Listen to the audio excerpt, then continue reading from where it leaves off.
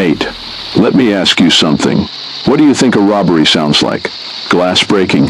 A gunshot? A guard yelling into the dark? A siren screaming down an empty road?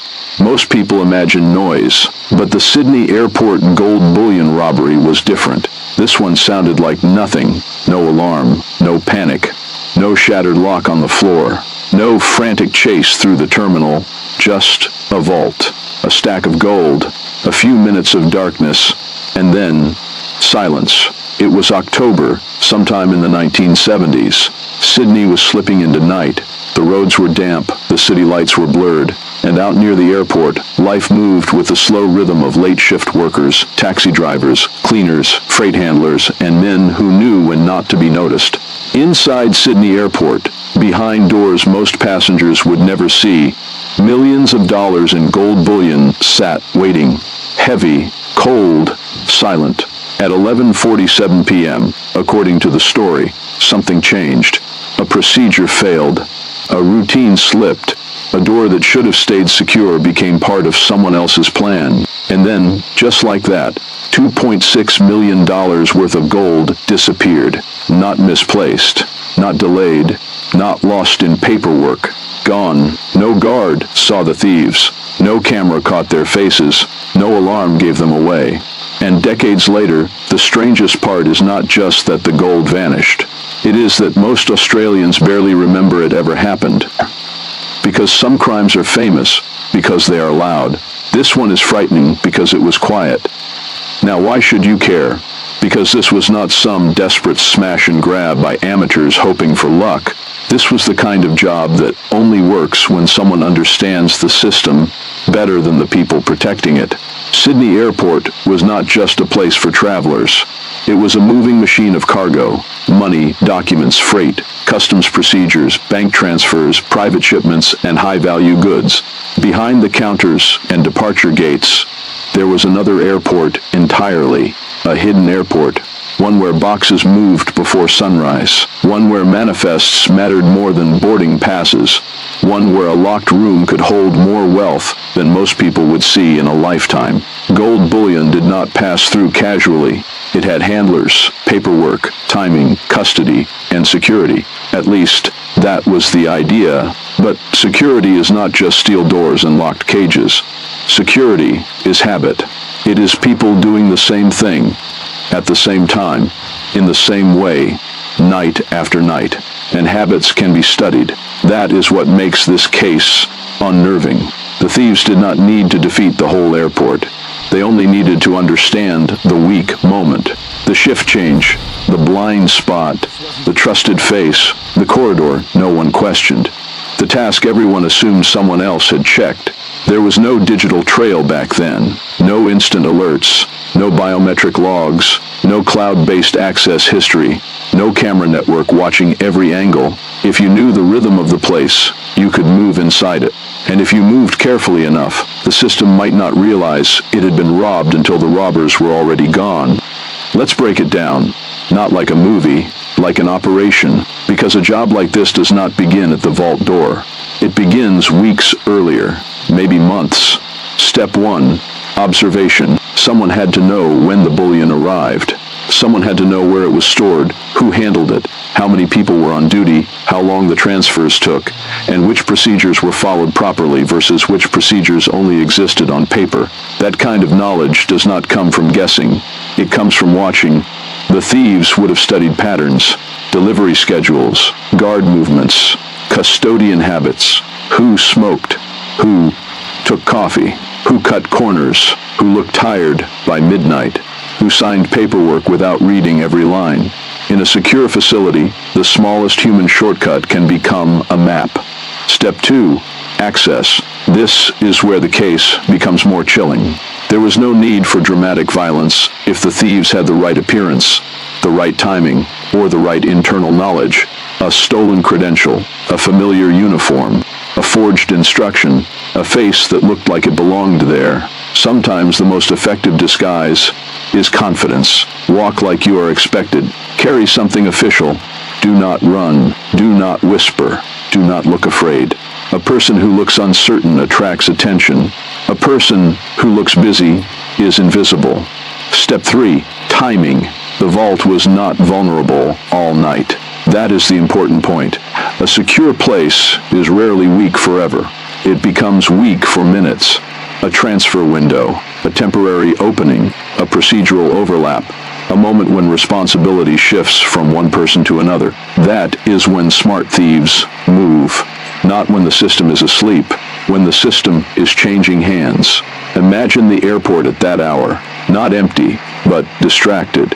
Freight moving, paperwork being signed, vehicles coming and going, staff tired enough to rely on routine, everyone assuming the machine is still working because it worked yesterday. Then, in the middle of that rhythm, the gold is moved, not dragged, not dropped, not fought over, moved like cargo. That is what makes it so dangerous. The theft may have looked to anyone glancing from a distance like normal work. Step 4, extraction. Gold is beautiful in photographs, but in real life, it is a logistical problem.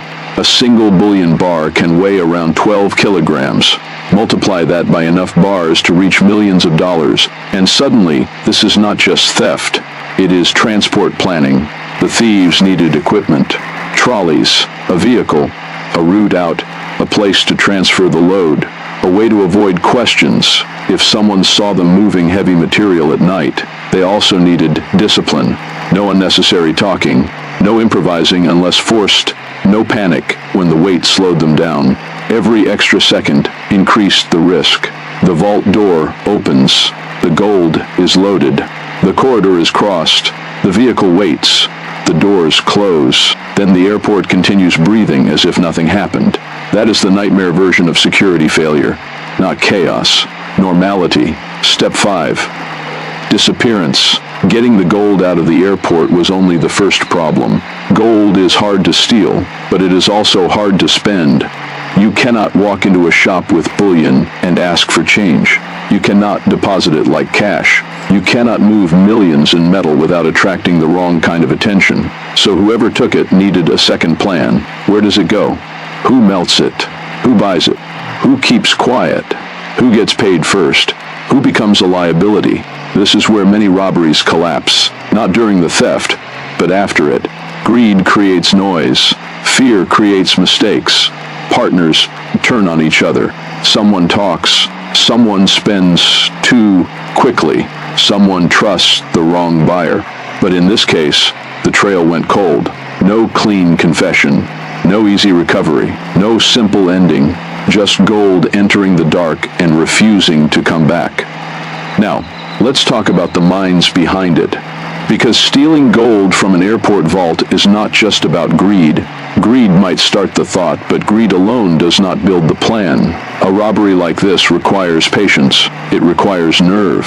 It requires the ability to watch a system for long enough that its weaknesses become predictable. That kind of offender does not just want money. They want control.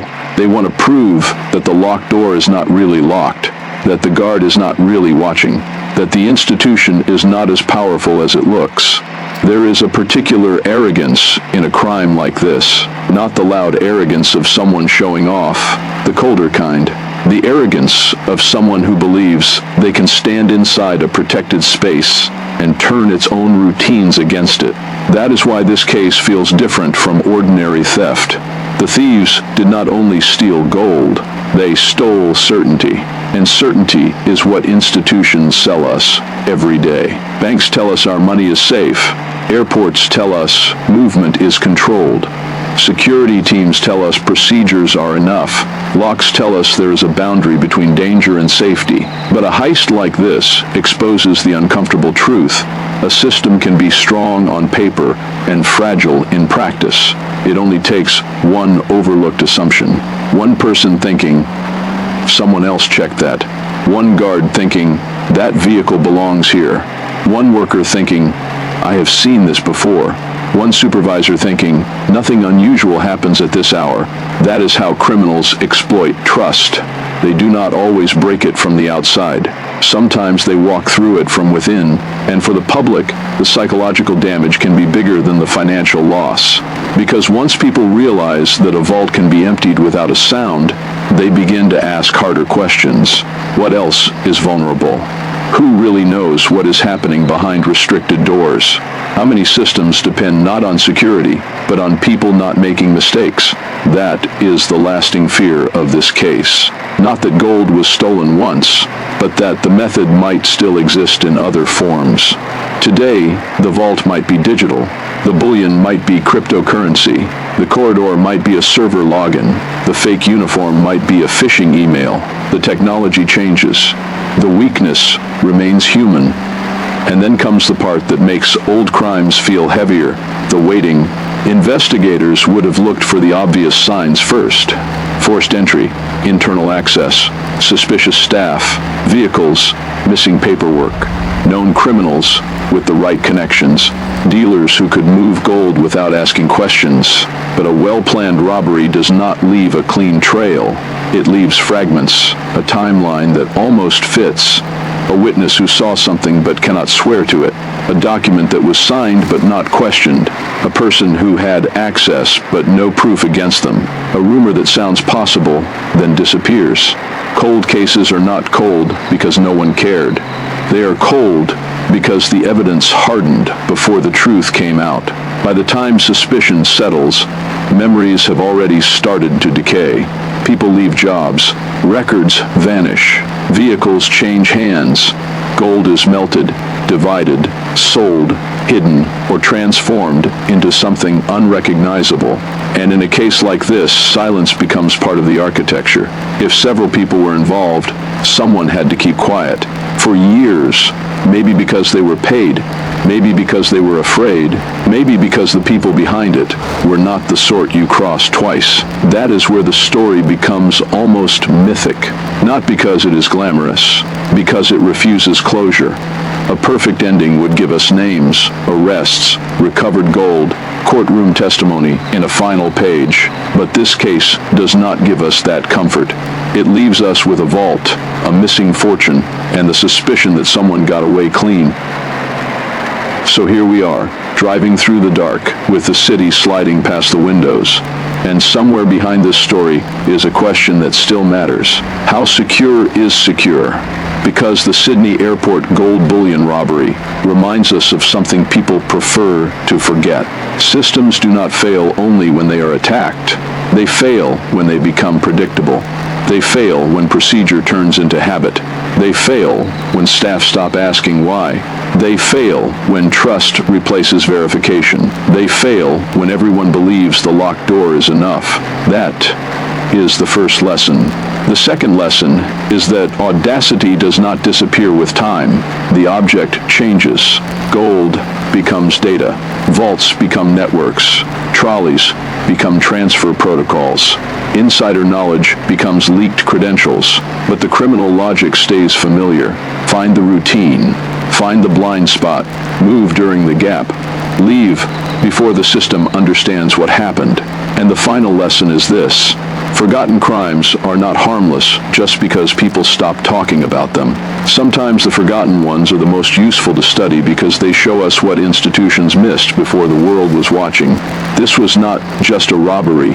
It was a test of airport security, a test of institutional trust, a test of how much damage can be done when knowledge, timing, and nerve come together in the same room. And maybe that is why the story still lingers.